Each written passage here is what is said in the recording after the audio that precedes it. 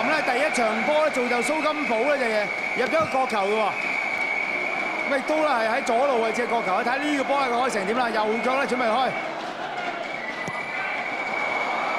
過曬龍，哎呀 set 到，有冇啊？入咗啦，1-0啊，唔係奧運啊，李奧費迪南啊，只係4分鐘嘅時間，李奧費迪南。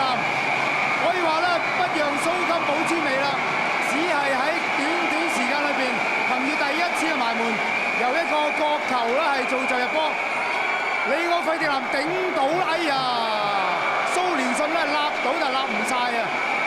基斯基補入咧都係嗱，睇下李奧費迪南頂落嚟，蘇連信送禮啊，面對自己龍門咧係彈咗一個琵琶，好可惜啊！呢個波見到就係蘇連信出嚟嘅時間好曳啊！打幾場嘅分組賽咧都表現出色啊！